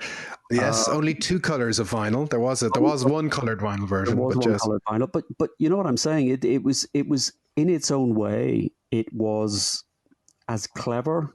Yeah. A piece of marketing, because you got Murder Most Vile is an insane song. Yes, and it mentions the Beatles. It mentions the Stones. But what he did was he put a little bit with it, saying, "Here's something we recorded we thought you might like." Yeah. And it was so low key, but yet that air of mystery just drew everyone in, and the anticipation for what was coming was palpable, you know? Yeah, I listen, I like Dylan, but I'm certainly not a Dylan obsessive, and some of his albums tend to pass me by, you know, particularly in the last 20, 25 years. Some of them have stuck, so like Modern Times is one that I really like, but something like Together Through Life is something that's kind of passed me by. I'm not religiously wedded to them. This album, though, when Murder Most Foul came out, I really, it's been a long time since a song felt like such a punch, you know? Yeah, and it felt important. Yeah, and I think people worried because it had that kind of Bowie, Black Star, zeitgeisty, oh, wait a sec, kind of feeling about it. It did, but people have been saying that about Dylan albums since Time Out of Mind, you know? Yes. Yes, Time Out of Mind was the He's Dying album. He was dying in the 90s, you know? But then to have it followed up, and I did that thing with Rough and Rowdy Vase where it came out and I listened to it and I put it away and then went back a few months later and I was like, oh, this is fantastic. Yeah. This is really good. That's funny. I did the same. I tended to kind of gravitate to the couple of up-tempo songs that were on it, and I kind of focused on those. So I thought, I'm just going to put it away, and then I brought it back out. And I've quite a long commute in the morning, and it carries me through the commute. It's great. It's absolutely a fantastic album. It is really, really good. And, to be honest, I'm enjoying McCartney III. I think it's too early to say where I'd rank it, you know. Anyone else? I personally loved the Sparks album. I don't know if that landed with you at all, but a steady drip, drip, drip is great. It was very good. And one of my biggest disappointments was they cancelled their tour. Everybody cancelled their tour. But Sparks, I wasn't sold on going to see Sparks, but when I heard the album, I thought, I really should. And the Sparks are generally great. But again, their last album, Hippopotamus, which was a top 10 album, I didn't really dig it, but this album is just sensational. Really, really fantastic stuff. Have you anyone else on your radar at all? It's been an odd year. Well, I haven't. I can say hand on heart, I haven't heard anything by Taylor Swift. But okay, should I rectify that? I think the new album has a great song with Haim on it that I think is great. And listen, I've got other people in my house who are playing music for me, so I've had. Literally with the kids. So, and it's coming in different directions. So I've had like Ava Max and Dua Lipa and lots of K-pop from Blackpink, Twice, BTS, and all I'm hearing are noises and syllables, random syllables. And also the Killers album. There's somebody in my house who's very fond of the Killers album, and the Killers. And are all these people equally keen on King Crimson? Well, I have to admit... I know you've been listening to a little bit of King Crimson. In preparation for doing this review, I went back and said, what did we talk about last year? And I listened to last year's episode, and I said at the time something along the lines of, I'm getting into King Crimson. I haven't bought any box sets yet. Ho, ho, ho. So I'm now 2 box sets in, and these box sets are about 20 plus CDs each. They're insane. Yeah. And they go into live shows and alternate takes and all the rest. So I'm totally... I've listened to so much King Crimson this year because... there was half the albums I didn't even own. So I've kind of filled the regular albums. I'm like, no, I need more. So I'm 2 box sets down. They've just put out another box set with 27 discs in it. They're all going to be bought eventually. I'm hook, line and sinker. I've been listening to so much King Crimson. It's insane. Your children are living on the streets. Well, I did find they're living in a little house made out of King Crimson box. I did find a King Crimson CD in the boys' room recently, so I was very proud. That's very good. Well, I bought, I know the 1969 sessions, I bought that box set. That's very good. That is very good. Really? I mean, I sometimes with these King Crimson things, I find it a bit of a slog. You're listening to 400 different takes of something, but this is absolutely fascinating. And it's, again, some of them are things you think, I'm only ever going to listen to this once. This is a great document. It's a documentary style listening in on sessions. Well, like one of the box sets I bought was the Heaven and Earth box set, which covers their last active incarnation where they're making new music, and around the turn of the 21st century, and it's ridiculously good. But one of the discs has about 40 different improvised gigs from one of their subgroups of projects. You're like, oh my gosh, this is just, you just got to collect them all. I have to say, it's so surprising to me that you like King Crimson. Yeah, it's not. They're just not at the pop end of the spectrum. I don't see Jeff Lynne walking in telling Robert Fripp how he's going to add some drums to that thing he's doing. The distinction is sort of, I'm at the rock end and you're at the pop end of, but there's nothing poppy about King Crimson. Well, I would disagree. I think there's certain stuff that the thing about King Crimson is, they do sort of slip into, straightforward tunes. A track like Easy Money, is kind of a standard kind of rock track. A track like Indoor Games has kind of got a They Might Be Giants vibe going on to it, That's mental. That track is absolutely But I think King Crimson are kind of perfect for 2020 because you don't know what's going to happen. We're making it up as we go along, but it's not boring, so there's all those things. And you got to watch Robert Fripp and Toya doing their little weekly. Gosh, that's crazy. Well, if anybody hasn't seen those, go back onto YouTube and look at Robert Fripp. He's been putting out these weekly Music for Quiet Moments things, which are gorgeous. These 10 to 15 minute ambient pieces, which are very, very nice. I would love to just maybe collate those in some way. They're brilliant. Sorry, this has turned into the King Crimson podcast. Yes. Neurosurgeon Screams for More, the King Crimson podcast. I was also going to ask, were you at any concerts this year that you liked? There's been very few concerts. Good old Robin Hitchcock was great. Went to see Robin Hitchcock the night before he came in to talk to us in the studio, and that was fantastic. The night before Dublin locked down, I went to see Steve Martin and Martin Short, your favourite, Martin Short, which was they cancelled their Belfast gig the next night. Because it came right on the border of the lockdown. And it was a very strange night out because we were all wondering, should we be in a room or not? But you and me got to see one very interesting gig in London. We did. That was the Ginger Baker tribute gig. Yeah, Ginger Baker tribute concert, which scans like Teenage Mutant Ninja Turtles. If anyone's interested in that, you can say Ginger Baker tribute concert. But let's list the people who were playing on stage. Well, there was Eric Clapton. Yes. Steve Winwood. Ronnie Wood. Yes. Kenny Jones. Yes. Roger Waters. Weirdly. Yeah. Who else was on stage? Nile Rodgers was there. Yes, Nile Rodgers. And Kofi Baker. That's right. And was Katie Kassoon in the backing singers, I think, as well? Katie Kassoon was there. Yeah, she was one of the backing singers. This is Paul Carrick. Paul Carrick, yeah. Oh, it was a very good night. It was great. I mean, I'd never seen Eric Clapton before, and sometimes I find him a bit, anyway. But a bit dull. But this was kind of pop cream Clapton, where he's doing Badge, and he's like, it was the perfect way. If this is probably going to be the only time I get to see Eric Clapton. Perfect way to see Eric Clapton. Very, very good. It was, and the absolutely the most exciting thing for me was to see Clapton and Steve Winwood. Because they pretty much all bar one song, they did the entire Blind Faith album. And because I remember when they toured together a few years ago, and I thought, I really wish that I had got tickets to see that, because I'm a big Steve Winwood fan. And literally the entire Blind Faith album superb, wonderful.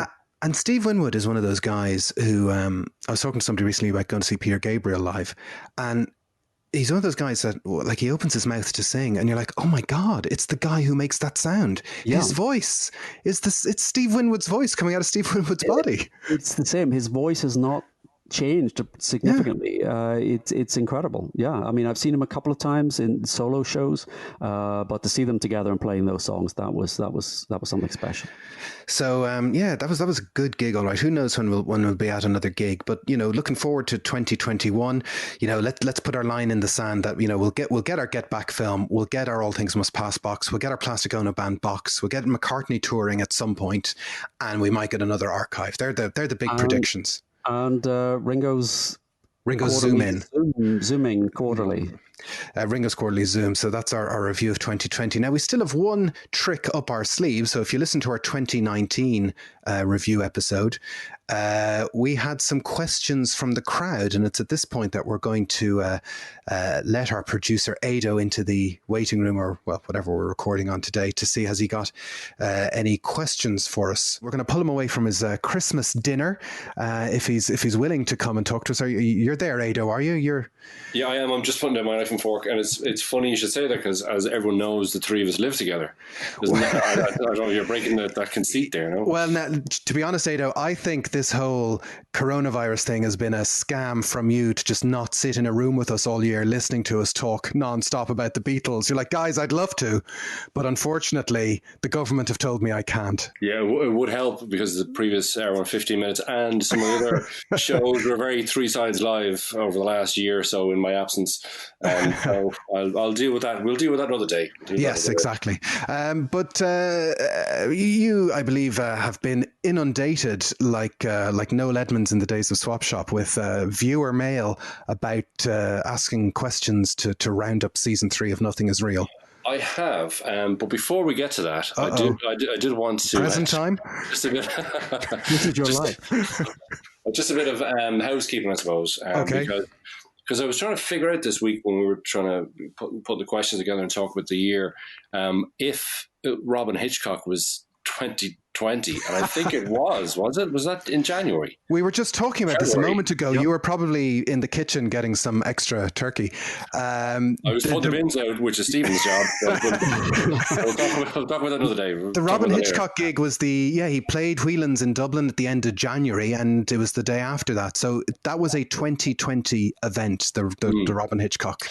That was our first recording of 2020. Yeah, so it was one of the few that we did in the studio. So if you're playing along at home, folks, the Robin Hitchcock episode and the Sgt. Pepper episode and the first anthology episode were our only studio episodes of 2020. They were recorded before the lockdown. All right, okay. Because I was trying to think about the. I was trying to think there must be some highlight from the year, and that was certainly a highlight. And he was a very nice guy, and we had a good morning. God, we had a lot of time with him. Well, that was the thing. It was so nice because, like, he gave us all his time, and I can laugh about it now. He sort of, I was chatting to him on the phone beforehand or texting him, and he said, should I bring my guitar to the studio? And I was like, no, we're just going to chat.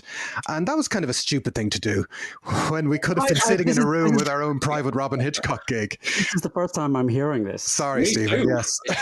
So I'm not going to make that mistake again. Power magic gone, Jason. Power well, no, I was poor chap. He was very jet lagged. But then after we recorded, we all went for lunch and had a second private podcast chat. Very, very nice bloke, Robin. He's been brilliant. And actually, we were talking about records of the year. I should have mentioned Emma Swift's Blonde on the Tracks, which is Robin's partner, Emma, who's a fantastic singer-songwriter who put out this amazing self-produced record of Bob Dylan covers this year, including a brilliant version of I Contain Multitudes from Rough and Rowdy Ways. Like, one of the first covers from Rough and Rowdy Ways I heard was Emma's. And that's been a brilliant album. I should have mentioned that earlier on. That is a superb album. Yeah, it was very good. Yeah, because when we were at the end, because you guys saw me talk with him in the studio, but at the end, Robin Hitchcock addressed me, which I know you two didn't like, but we were talking about... and that can't happen. No, I know, I'm sorry, and I did apologise profusely, but we were talking, he said, you started talking about music, and I remember that day or the day before, Pearl Jam's new song was out called Dance to Clairvoyance, and we were talking about that for like 10 minutes, and which then Pearl Jam had Gigaton came out later on in March or April, I think it was, which is a great album. But he was, that was a great highlight. It was a great start of the year. And I thought, as the year went we didn't know what was going to happen. Obviously, you thought 2020 was upwards from there. That I thought it was going to be gold. I thought I'd be let out one of the days as well. I thought it was really things are going to take off. But just funny you mentioned the album of the year stuff because. What's your album of the year? Because we were just talking about that. Well, I have a few albums. I don't have one tippity top one. Ones that stick out, I suppose, would be Taylor Swift's album, and I'm not a Taylor Swift fan. Nah, two against one, Stephen. I'm going to have to listen to this album. Well, let me just clarify that. I'm not a fan of hers, not through musical slobbery, or that just didn't ever occur to me. And I thought her storytelling aspect of that album was great. Don't like The National, I don't like Complaint Rock and all that. I thought that album was really good. I thought Springsteen's album was all right. I know we have one of our mutual friends is a big fan of Bruce Springsteen. I'll let him take up that mantle. It was fine. I wasn't hugely impressed with it. Fontaine's DC was a great album. Sports Team, I think, was this year. It was a good album. But probably my top album is Fiona Apple's new album, relatively new album. Yes. I think it's 2020 as well, because she's just great, really, really good, great stuff. I couldn't look past that, to be honest. Yeah, that's a good shout, actually. And to be honest, it's one of those albums that I've had a quick listen to. I'm like, oh, that's great. And I know it needs attention and I need to go back and give it attention. Yeah, it's pretty wild. But yeah, it's a good album. But I think music... I haven't heard it. No, I haven't heard it, but I'm just thinking we're going to have to cancel the Springsteen interview as well. Well, no, I'm a mega Springsteen fan, as Jason knows. I love the guy. But when I heard that album, I was like, it's not... We've already bumped Pete Townsend. We've thrashed everybody. We're just setting fire to the place here. Well, I don't know if you ever watch Brian Johnson's Life on the Road. Did you ever watch that? Yes. The guy from AC/DC. Yeah, it's a guilty pleasure. I mean, he's terrible as an interviewer. He's awful. He really is. Is he Jules Holland quality? He's awful, and he's very small, very diminutive character. But last week he had Robert Plant on, and Robert Plant, every second line is, "As you well know, Brian." So it's always kind of like, it's a shared experience that they open up on, as opposed to him being, Edward Moreau. And I thought it's very, he's terrible, but it's a great series. It's really good. Yeah, you should seek out the one where he interviews Sting. Oh no, he did. He had when he had Nick Mason on, it was really good. Oh yeah, but the whole Pink Floyd stuff was wild, really unusual. It's a very unusual series. And he had Dave Grohl on one week, and Dave Grohl's like, I don't even know who you are. It was really strange, really strange. But it was very good, and it's definitely a guilty pleasure. So seek it out if you haven't seen it. It's pretty good. I know we just have Roger Daltrey on. Sorry, that's what brought me to that when you were talking about The Who. So Roger Daltrey is on one week as well. So yeah, it's interesting stuff. It's kind of unusual. But it's good. And he can hear them, Brian Johnson, can he? Because I thought he was deaf. Wasn't that the problem? He had surgery or something. He had some kind of magical, technological implant or something that he's now not deaf anymore. He was prepared to spend any amount of money to get Axl Rose. Yes. Out of AC/DC. I think that might have been the surgical implant. Money. Yeah, I forgot about that. Yeah. Anyway. And sorry, another, just one last highlight. I only had the two.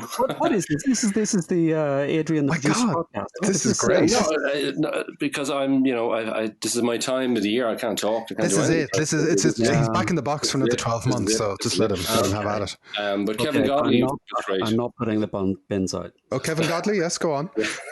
Well, Stephen, I've told you before. We'll talk about this album. Kevin Godley, I thought was great, and it was such a pity that we weren't in the studio for that, because I really enjoy that. And as listeners will not know, I worked with Kevin Godley, as I said to you, Jason, many years ago on his Mission Impossible video with Larry Mullen and Adam Clayton here in Dublin and Windmill Lane. I was an edit assist for him on that. Yeah. Many years ago. So I heard like the stories he was telling and so on was great. I would have loved to have been in the studio for that, or have him in the studio for that. So maybe another day for that would be great. I think it's no secret that, in terms of the Nothing Is Real universe, Robin Hitchcock was supposed to be a curtain riser on, getting people into the studio and talking to them, which was kind of what we wanted to do before obviously COVID stopped everyone's travels and everyone being in the same room for a long period of time. Because I think the notion is that, musicians travel, they pass through town, they've got time to kill, and some people are very generous with their time and are happy to talk, so yeah, it would have been nice to sit down in person with a bunch of people this year, but 2021, who knows what's going to happen. Yeah, hopefully we'll do it again. Speaking of that, there was Jerry Seinfeld has a new book out recently, and one interviewer said to him, you finished up after 9 years of the TV series. was that a conscious decision, or why did you come up with that? And he said the only thing you compare it against was the Beatles. That they had a lifespan of 9 years, and he thought that's quite a tidy sum. And he wasn't necessarily comparing himself to the Beatles, but he was comparing it to the first people to ever have such world domination and crazy celebrity and so on. That after 9 years they just stopped. So he kind of took that as a kind of a touchdown of 9 years. 10 years is too long, but 9 years is just about right. Yeah, but the cast of Seinfeld still liked each other at the end. I think that's the... Well, that's it. There was no acrimony, there was no nothing. They just said, we're done now. Like, we could go for 15 years, but after the 14th year, we might start hating each other. So are we saying we have another 7 years of this? 7 more years of Nothing Is Real. I think we're saying that I'm the Jerry Seinfeld of this. Of the three of us. You're more the Larry David, the sort of hidden complainer. I'll take that. So yeah, sorry. Back to question time. Ask Nothing Is Real. Yes. Hashtag. Ask Nothing Is Real. Back on track here. Because I know there's a certain tolerance that your listeners have of me, and I don't want to overstay my welcome on this.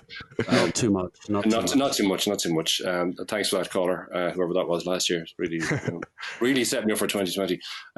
So we got a lot of questions in on Twitter and email, and now a lot of the questions are kind of the same questions, if you know what I mean. Okay. A lot. So, but let's do we tried this last year and went off on a few tangents. So we'll try and do yes and no type things, or whatever comes to your mind first, I think is the best. And you have your red buttons in front of you, so everyone wants to answer first, hit the red button, and I will come to you. Really want to see those fingers. We really want to see those fingers, especially. And this works very well in an audio form as well. you can see buzzers. Okay, so here we go. So, at Everybody's Dummy on Twitter asks, which solo albums do you two disagree on most, and which album have you championed that the entire world absolutely hates? Of the Beatles universe, obviously, not generically. Not generally. Yeah. What do we disagree on? Well, it's well noted on the podcast, the wildlife disagreement. Yes. Wings Wildlife, which I will defend till the end. Well, I suppose I would have. We haven't really done the 3 or 4 episodes sequence on Extra Texture. Yes, but that's a widely reviled George album that I really quite love. I've come to love this album. Yeah, I wouldn't say I love it. Press to Play, oddly enough, is an album you like, Stephen. I love Press to Play. Really don't like. I think Press to Play is a hidden gem, and I cannot wait for the archive box set with the 42 different versions of Pretty Little Head. Yes, I'd like Stranglehold without the saxophone, without the... yeah, but it exists. There is a mix. There is a mix, which is better. Any other big disagreements? Well, there's the Jeff Lynne. There's the Jeff Lynne disagreement. You kind of like Driving Rain, don't you? I do like Driving Rain. Yeah, and I don't like Driving Rain. It tends to be that the Paul McCartney albums that you don't like, yes. I rate. Yes. I do like Driving Rain. I saw him touring Driving Rain, and it was fantastic. So they'd be the ones that we kind of have an odd disagreement about, I would say. Okay. Was that the main question? Was there another part to that question? Yeah, I mean, you can take it whatever you want. It's we'll move on. Okay. And my brother's now looks a bit like Jeff Lynne, as you know, Jason, which is kind of strange. He's got his really.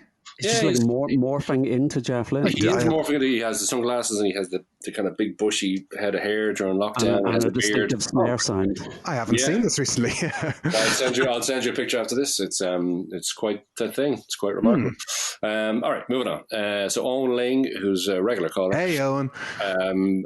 On Twitter has asked, do you think 10cc's Eric Stewart helped reignite Paul's creative muse in the 80s? Well, this is a Press to Play question. Over to Stephen. Yeah, I think yes. I think some of the joint co-writes, I think there's 6 off the top of my head co-writes on Press to Play. I think he did, and I think Paul would have been well advised to let Eric Stewart take over some of the production on that album. So I think yes. I think Eric Stewart was a big influence. He is kind of forgotten, though. I mean, we've kind of kicked around the notion of doing a Press to Play episode at some point because there's something perverse about focusing in on an album that nobody wants to talk about. But Eric Stewart has kind of disappeared from the Pauliverse in a way that Elvis Costello hasn't, or in a way that Denny Lane hasn't, in a way, you know. I think it's because Press to Play, Paul doesn't like it. Yeah. Paul disregards it. I think Paul became convinced by the critics and by the lack of public interest that this was not a good piece of work. And Eric Stewart suffered accordingly, is my assumption, that he just sort of then disappeared. His work on Tug of War is pretty understated, but Press to Play didn't work, so Paul moves on. Yeah. Okay. Nemo on Twitter asks, what are your favorite Beatles and solo bootlegs? I'm not really a huge bootleg head, I have to admit now, because one of my favorite, I downloaded a bunch of stuff about 15 years ago when MP3s were falling out of the trees. One of my favorite ones is there's a bootleg of Paul McCartney just figuring out Blackbird, all the different takes of Blackbird. And you could listen to that for ages. And he's just, so the format of Blackbird of, where the refrain is and how to play that guitar piece and which bits get looped and which bits get repeated, it's not written in stone. So with every take, he's kind of doing a slightly different version of Blackbird. So that's one that I would point towards. Okay, Beatles wise, I remember when I was about 15 or 16, I sort of dragooned my father into going into a shop in Belfast to buy Sweet Apple tracks, which was a 2-vinyl sort of picture disc, and it's the sort of the best of the Twickenham and Apple Studio. So you got those songs like, Commonwealth and that No Pakistanis version of Get Back, and a terrible version of House of the Rising Sun. And because it's one of the first bootlegs I ever got, it's still something. I remember putting it on a cassette tape and listening to it. You can get it an MP3 now. So I think Sweet Apple Tracks is the Beatles one. And then the George Harrison demos from All Things Must Pass. That's just a lovely compilation, like his own Esher demos. Yeah. But if you haven't covered that by now, we're certainly not going backwards to talk about All Things Must Pass again. So you've missed your... Not another hour. Missed your window. Another couple of episodes when the box set comes out next year. Great. That's how I think I'm off that day. At Dogface Boy on Twitter asks, hey, what's your most derided unpopular Beatles opinion? Most derided opinion? Yeah, unpopular Beatles opinion. This is going to be Jeff Lynne as Beatle number 5. I deride that opinion. That's an interesting question. What would be derided? I don't know really. That they're underrated. The Beatles were underrated. How about that? I mean, that is a common. That's not an original thought from me. I've heard other people say it. That's David Hepworth. It's a bit of a Dave Hepworthism, yeah. Well, I think Paul McCartney calling his Lockdown album a Rockdown album is very derided as far as I'm concerned. Yes, I think rightly so. He just always looks on the bright side, He turns that frown upside down. It's the word equivalent of his thumbs up. So it's just that's my derided. Another one. At Andy Glasgow on Twitter asks, do we know definitively the last time all 4 Beatles were together in the same room or place? Likely option being Tittenhurst in August 69, or the Apple offices business meeting in September 69, or Friar Park in 1970 for Patty B's birthday. Well, we've talked about this on episodes, so over to Stephen. I think I would like to think it was St. Patrick's Day in 1970, which was Patty Boyd's birthday, and there was an Apple assistant, Chris O'Dell, has written a book. They've all written books, and she talks about this party and says all 4 Beatles were there with their respective wives or other people's wives, and that was the last time they were all together. I would love to think that they were there and having a nice time, but that was a couple of weeks before all of the big fallout, the big rift over the McCartney album. So I'm going to go with St. Patrick's Day at Friar Park. But Lewison states it's Abbey Road in August 69. So they certainly weren't all together at any business meeting in September 69. There was only ever a quorum of 3 at the September 69 business meetings. So possibly Abbey Road doing I Want You, She's So Heavy in the 20th of August, 1969 seems to be the official one. But it's nice to think that maybe 6 months later, as Stephen says, they were together in George's house at Patty's birthday. Okay. So, Richard, I think we may have covered this, but I'll ask again. Richard Adams on Twitter asks, what are the strengths and weaknesses of Jeff Lynne and Phil Spector when producing Beatles and solo Beatles records, and who did the best job? Over to Jason. Well, you know, in fairness to Jeff Lynne, he's not in prison. I like that. That's the best thing you can say. He's in music prison, though, surely, no? Well, it's... Oh, I like it. I like it. Hey, pick a side. And again, I've said this kind of thing before. I do love Jeff Lynne. I understand the Jeff Lynne criticisms, and I understand, you know, why you can sense Jeff Lynne from the reunion stuff that, you know, we did the 3 anthology episodes, and the Jeff Lynne issue is a compromise. Phil Spector, the thing that I don't like about Phil Spector is, I don't like the kind of the rock and roll Lennon stuff a lot. You know, I think some of that is a bit overwrought, you know. We're establishing another point of disagreement here. Okay, go on. No, I think the Lennon rock and roll album is one of his best solo works. I mean, I would much rather listen to that than even, you know, Imagine. I would rather listen to Stand By Me than to Imagine. Or yeah, maybe I'm wrong then. what I don't like about Phil Spector, and you know, we're talking primarily his work on Let It Be, is that you know, it took him literally an hour and a half to do that. He just took the first take that he came across and ran with it, and he didn't put enough care and attention into it. There are a range of better takes of each song that he could have used, but didn't bother to look for them. Yeah, that's true. I mean, there's a kind of sloppiness about that I don't like. Yeah, the remit of the question is for the Beatles, so let's put the solo Beatles to one side. Yeah, no, it's Beatles and solo Beatles. Oh, okay. Well, Spector on Let It Be is just a mess, and you know, it's shocking how fast it was. It was basically 2 weeks' work, you know, and I don't really think he cared. You know, he's inconsistent with the solo Beatles stuff, and we know that he was there sometimes and not there other times, and perhaps he gets too much credit for some of the stuff that happened. You know, his greatest achievement though was Instant Karma. So let's give it up for Instant Karma. I think Instant Karma is absolutely that forgives everything. Really, that forgives everything. I don't think he served Lennon particularly well across albums like you know, Sometime in New York City, but I think the rock and roll album was good. Jeff Lynne, he's Jeff Lynne.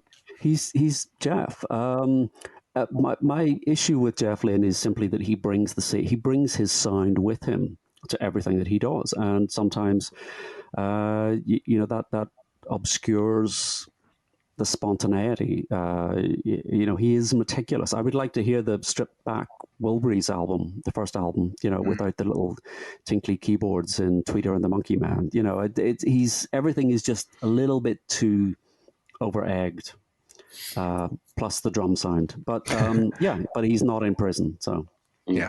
So what you're saying, it's the end of the line for Jeff Lynne, Stephen, yeah? Oh, I see what you did there. I see what you did there. I had that one in the chamber for a while. A couple more. Brendan Scott emails a question for Stephen only. Oh, okay. Okay, so it's not your PIN number or anything, Stephen.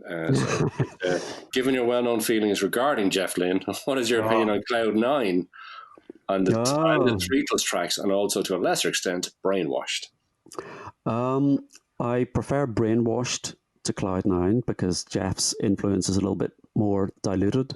Cloud 9, I think, has some fantastic songs. I think Jeff was a very good collaborator with George, but I do think it is a dated production style. I think it was slightly dated even back in 1987. And I would like, you know, Danny to get the remixing tools out and de-Lynne it. But yeah, I do think he was a good foil for George, and I think he encouraged him back into the arena. So I think, and the Traveling Wilburys came out of it. So I think it's all good. You know, my dislike of Jeff is overstated sometimes. Yeah, he doesn't age either, which is sometimes. That's amazing. That is absolutely amazing. Yeah, just pick a look. You know, if people can't see your eyes, that's just it. You know. Just before we leave that, what I would say is if people have not listened to the remixed versions of the Beatles of Real Love and Free as a Bird. They're very good. They are very good. And again, they're just getting rid of a couple of layers of that sort of wash that Jeff puts on the tracks. Okay. 2 more questions near there. Jeff Bale emails to ask 2 questions. This is a bit mastermindy, so I don't know. You can answer this in whatever you want. How many songs in the Beatles release catalogue feature Mal Evans performing, and what are they? If you want to take that question first. Mal, where does Mal perform? Well, he's on A Day in the Life. And he's on Maxwell Silverhammer, banging an anvil. Is he involved in You Know My Name somewhere? No. Could be. He's involved in something. He's Mary Jane. Is he in the chorus of Mary Jane? Don't know, but there's a track on Rubber Soul where he gets a credit. Oh yeah. I don't know. I'd have to walk across and lift a book off a shelf. That's not going to happen. No. Especially after your dinner, Christmas dinner. I was going to say I can't move the second part of the question is, which Beatles and or Beatles related album has a cover that doesn't do justice to its contents? Beatles or Beatle related, is it? Yeah. Huh. That's a good question. So which one has the worst cover? Sentimental Journey is a terrible cover. It's a kind of really bad, snipped out picture of Ringo in front of a pub. Well, yeah, he was kind of. But I think the question is clumsily, maybe it's the way I'm phrasing it. Which Beatles and or Beatles related album has a cover that doesn't do justice to its contents? Oh, so to what's inside. A good album with a bad cover would be. Yeah. I'm rattling them through my head now. Wings at the Speed of Sound. Yeah, Wings at the Speed of Sound is a pretty naff cover, and I think it's an underrated album. I think it's an underrated album, and I think the cover is terrible. I think some of John's album covers are a bit. I mean, they're kind of charming because they're him, but something like Mind Games is a bit. It's a bit clunky. I don't like Pipes of Peace is a terrible. Yeah, that's not good. But then you could argue, is it a great album? I wouldn't argue that. So the cover might match the album. I think my money's on Wings at the Speed of Sound. Yeah. Is there any Beatles one? I mean, obviously some of the American Capitol album covers that were put out without their knowledge are very, very poor. In terms of the main ones, I mean, the thing is, even if they're a bit sort of off, like you could argue there might not be much art to, say, the Help album cover, for instance, but it's passed through time as being the Help album cover, so you kind of forgive it. I think the artwork on Beatles albums generally is top rate. Yeah, and it's a cut above what people were doing at the time. So you only have to look at Pet Sounds, where it was like, okay, we'll get you feeding some llamas or goats or something. I mean, no, I think I wouldn't change any of the artwork on the Beatles album. Well, bringing back to Bruce Springsteen, all his album covers are pretty terrible. The last 10, 20 years are all awful. And most of his albums are pretty good, or at least there's a few, so some really great tracks on them. But even Letter to You, it's just a picture of him. Again. I am shocked at Bruce. I've had this conversation with somebody already that Bruce Springsteen's album covers are shockingly poor, generally speaking. Like the only one that's perhaps got a certain iconography to it is the Born in the USA cover, but so many other of his covers are very poor. The person with the biggest artist with the worst covers, I will persist, is Mark Knopfler, whose solo album covers are the dullest, most boring PowerPoint slides you can ever see. But they're perfectly representative of what's on the inside. That is possibly true, yes. Dylan has some terrible album covers. Once you get into the kind of Self-Portrait was obviously the tipping point, but there's some terrible Dylan album. Well, Rough and Ready Ways, the album from this year, which we've said while you were in the kitchen there, Ada, we were saying earlier on how much we loved it. The album cover of that is actually a stock image that was used for a free CD in Mojo magazine a few years ago, which is quite crazy. And I only realised recently, Knocked Out Loaded, the cover of that is a pulp novel from the 40s. So. He doesn't care about these things at all. Elton John's album covers are pretty ropey too. Yeah, it swings and roundabouts with him. Had a few in the early 70s. Some of the I should say the later albums are. Yeah, that is weird. There's I'm just trying to figure it.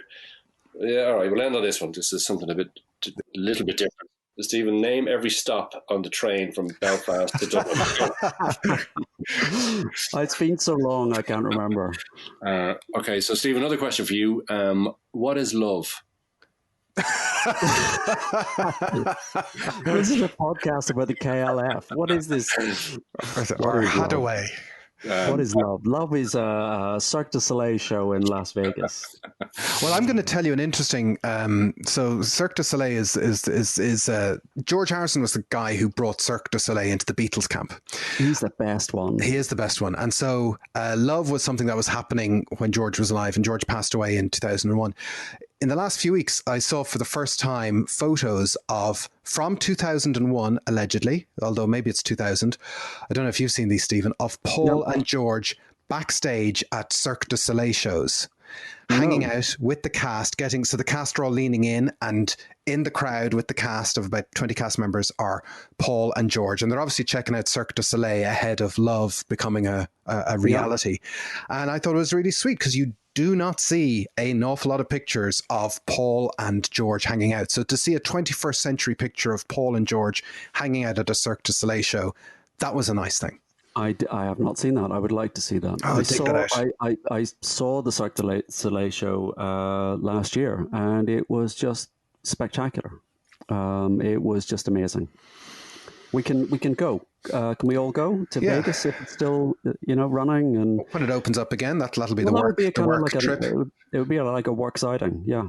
Well, Duffy Circus are doing a drive-through circus at the moment, which is there are other circuses available. There are other but yeah, drive-in circus. I don't know. Might knock over a lion. Yeah, Mike loves that. So that's all from the. That's all that's worth. The that was worth waiting for. That was great. The couple of is Paul dead and all that kind of stuff, which is I don't know. I'm not. His hairstyle is very Wurzel Gummidge. Paul is dead is on the. It's one of those list of potential episodes that'll happen at some point. In the next 7 years. Yes. Yeah, he's going to have to die at some stage. So.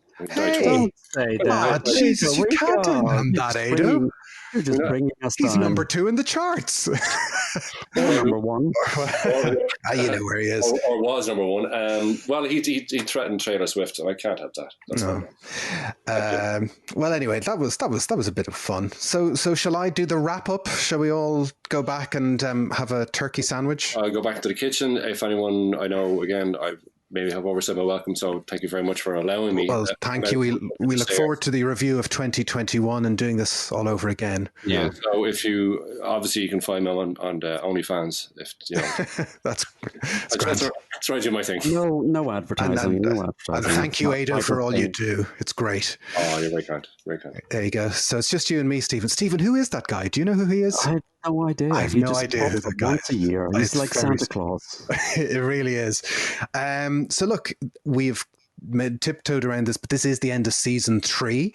I think 2020 we've put out a lot of Nothing Is Reals, maybe not in the way we intended, but we got them out there. We covered a lot of ground, and it's been an awful lot of fun. And we want to thank all of you out there for downloading us, for getting involved. It's all those tweets where people go, "Hey, I really like your podcast." They all add up, and they all mean an awful lot. And we're really, really very, very grateful, aren't we, Stephen? We are. Both those tweets, I printed them out and stuck them on your wall. On my wall. And I never tiptoe into Facebook, so maybe you're all giving out about me on Facebook. I don't know, but I let my advice to you for 2021 is never tiptoe into Facebook. Okay, I won't tiptoe into Facebook.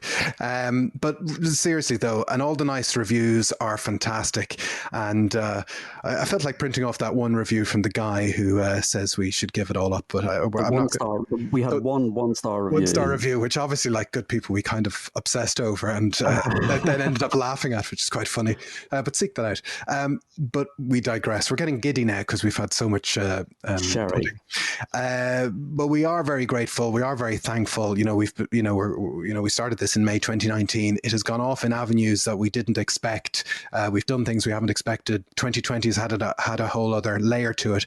But there will be a season 4. That's the message we want to let you all know, that we're going to take a couple of weeks off and we'll be back in spring 2021. And we've got a couple of ideas. lined up for that time for season 4. We're already got our short list of topics ready to go, and we're also looking at some bonuses, looking at maybe subscriptions or some extra episodes for fans as well. So we'll be shaking things up a little bit. We'll still be coming out in all the usual places as well, but we're going to look at a few little extra things along the way. And that's kind of where we're at the minute, Stephen, wouldn't you say?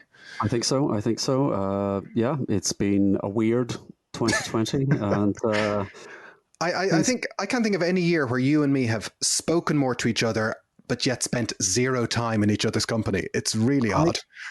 I kind of like it. No, I don't. No. Let's keep it that way. Let's keep it that way. No, it would be very good to get back into the studio, and it's just been an insane year. And this has been an interesting diversion from keeping reality from the door. It certainly has, and we hope that wherever you have been listening to us this year, that 2020 hasn't been too difficult or too hard. We know it's been difficult and hard for lots of people, and we are very happy to have given a bit of levity and a bit of lightness to an odd couple of months, and here's to a better 2021. But yes, season 4 will be with you. It'll be spring 2021, more of the same, a couple of different things. We're definitely still be covering the Beatles, won't we? I think so. King Crimson. Maybe King Crimson. Taylor Swift. Some week I think our dream is some week everyone gets to the end of an episode and realizes we haven't mentioned the Beatles at all, and we're like, what have I listened to? But we're edging towards that. But look, thank you very much. Here's to 2021. We will see you in season 4, and it's been great fun, and thanks for all your messages. But for now, we remain available in all the usual places. Even though you're listening to us on Christmas Day, go off and talk to us on Twitter at BeatlesPod. Go to the Facebook group, and Stephen will let you join. And thank you for all the kind reviews. Even happy Christmas to that guy who gave us the 1-star review as well. Christmas. He needs it. But for now, this has been season 3 of Nothing Is Real. My name is Jason Carty. My name is Stephen Cockcroft. And we'll see you in season 4. Thanks for listening. Nothing Is Real is powered by Acast.